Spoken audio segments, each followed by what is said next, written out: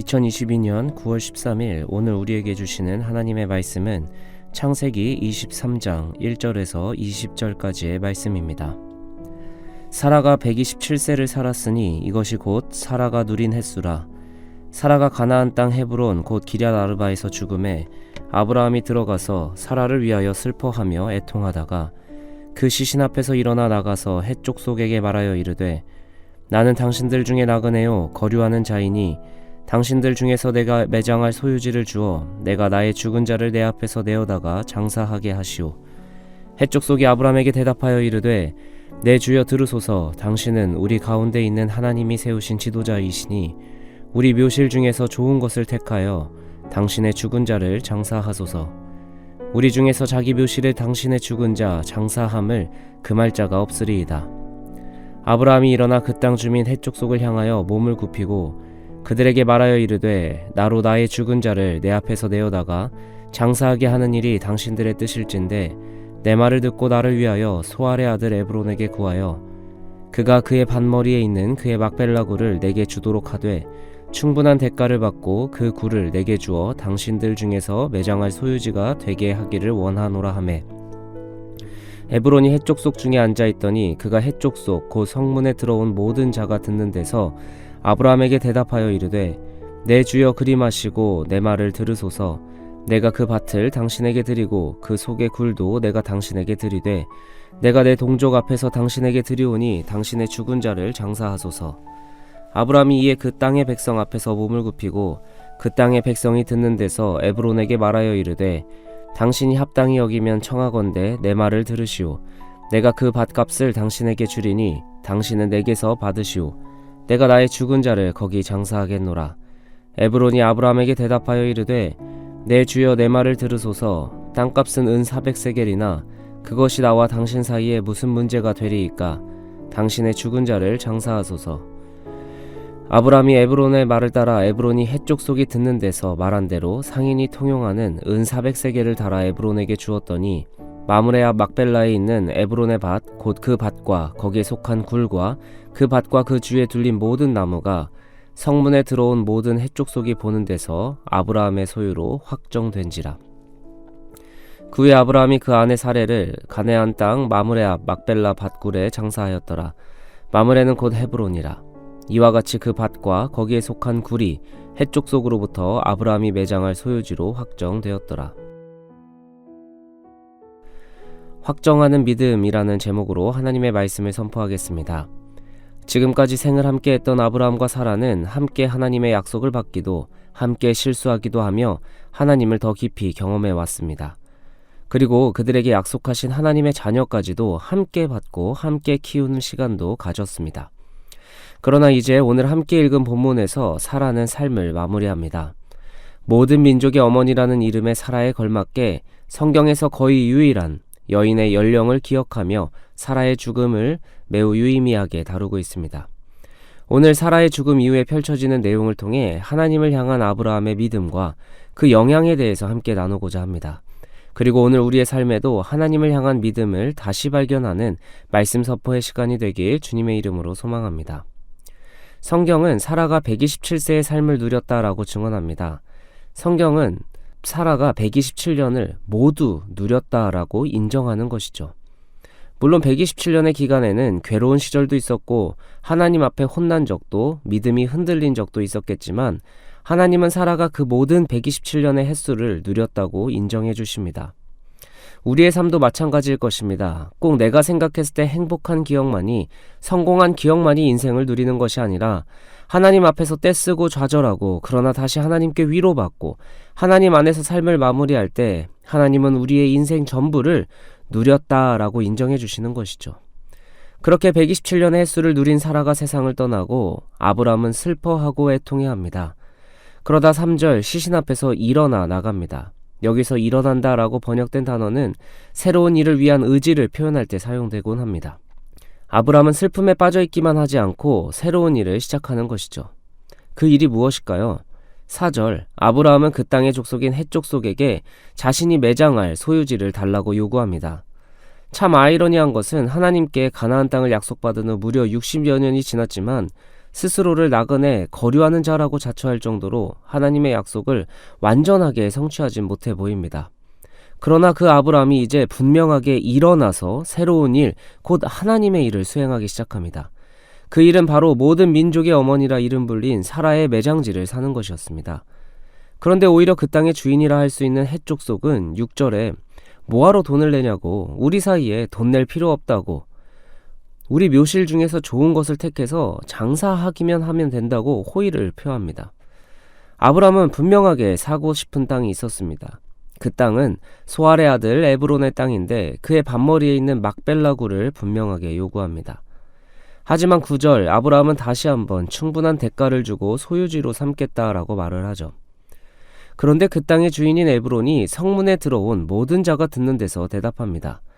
11절 다시 한번 아브라함에게 기꺼이 땅을 줄 수 있으니 돈을 주고 땅을 살 필요 없다고 호의를 다시 한번 표현합니다.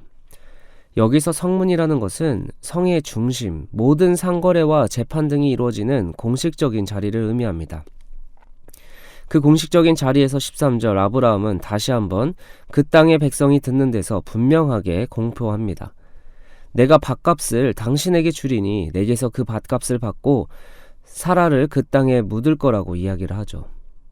15절에 에브론은 그 땅값이 은 400세갈이 되지만 돈을 주지 않아도 되니 묻으라고 이야기합니다.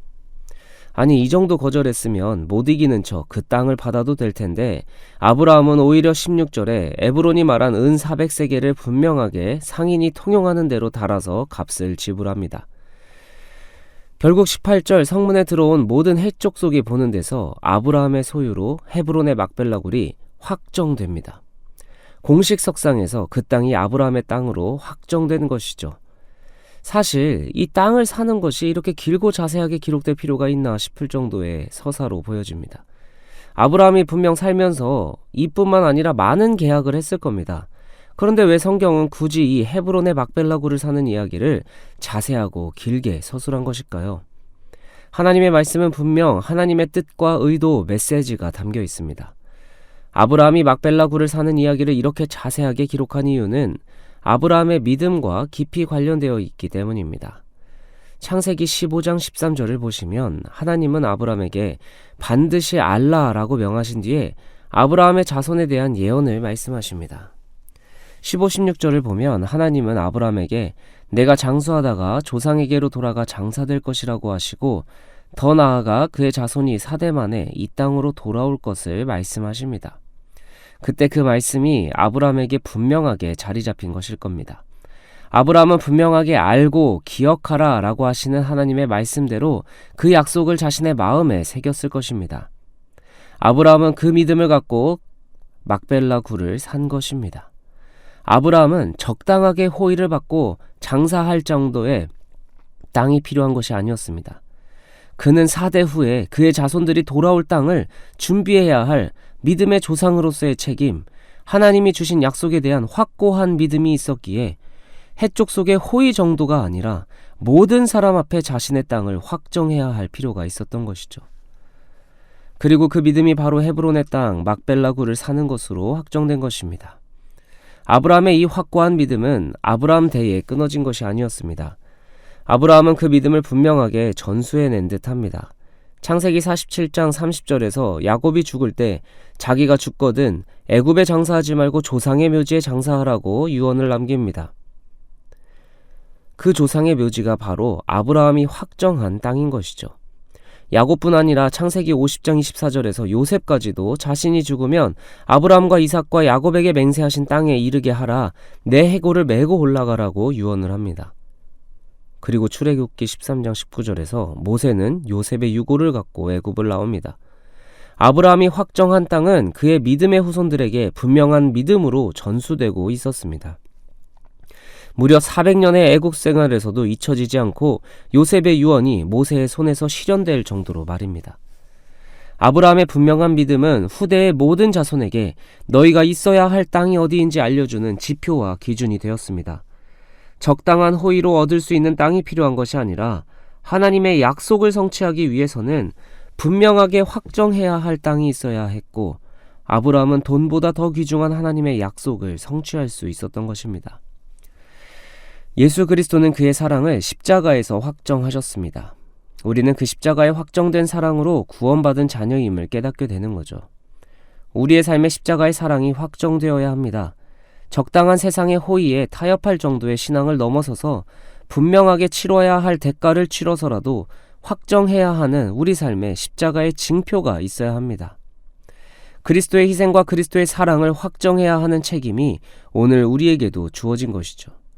우리 안에 적당하게 타협하는 사랑이 아닌 하나님을 향한 분명한 사랑이 표현돼야 한다면 이웃을 향해서도 적당히 타협하는 젠틀함이 아니라 처절할 정도로 사랑하고 희생하는 그리스도인의 확정된 사랑이 필요한 때입니다. 교회가 다시금 하나님의 사랑을 확정할 희생과 사랑이 절실한 때입니다. 오늘 기도의 시간, 하나님의 사랑을 확정하신 십자가의 사랑이 오늘 우리의 삶에도 펼쳐지길 간절히 소망하며 주님의 이름으로 함께 깊이 기도하도록 하겠습니다. 함께 기도하겠습니다. 하나님, 아브라함은 세상의 호의를 쉽게 받아들이지 않고 분명하게 대가를 치러 하나님이 약속하신 땅을 자신의 땅으로 확정지었습니다. 하나님, 오늘 우리에게 주신 삶에도 주님의 약속을 확정하는 마음과 의지를 허락하여 주옵소서. 하나님의 무한한 사랑을 확장하신 십자가의 사랑을 오늘 우리의 삶에 더욱 적극적으로 실현할 수 있는, 그리하여 이 땅의 교회가 하나님의 사랑을 확정할 때 잃어버린 양들이 마땅히 돌아와야 할 땅, 곧 하나님의 품으로 돌아오게 하는 역할을 감당하게 하옵소서. 십자가의 사랑을 확정하신 예수 그리스도 이름으로 기도합니다. 아멘.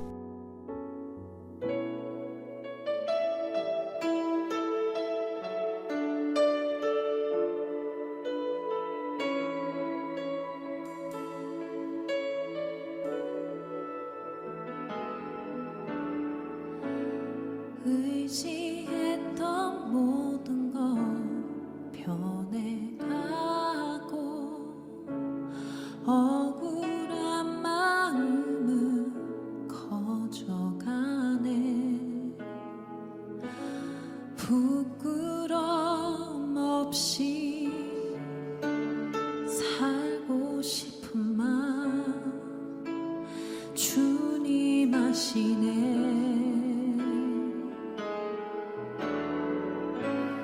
모든 일을 선으로 이겨내고 죄의 유혹을 따르지 않네. 나를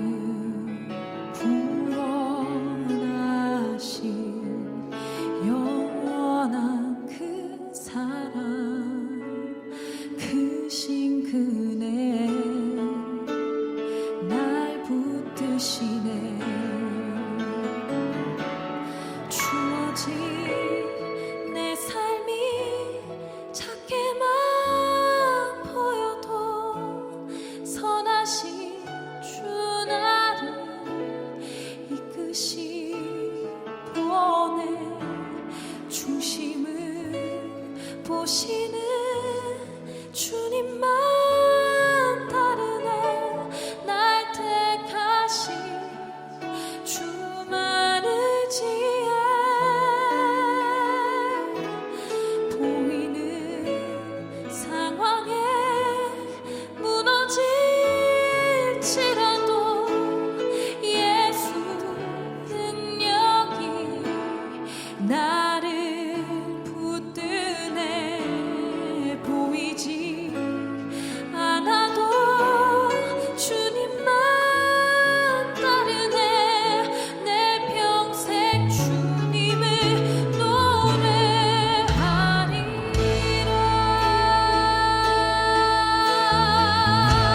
고백합시다. 의지했던 모든 것, 의지했던 모든 것 변해가고 억울한 마음은 커져가네. 부끄럼 없이 살고 싶은 마음 주님 아시네.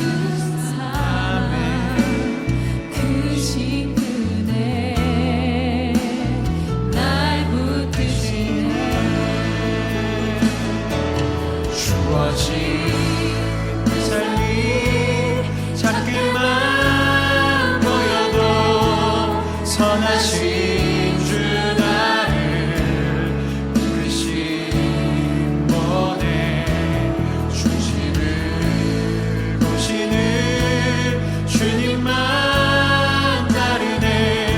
날 택하신 주만 의지해.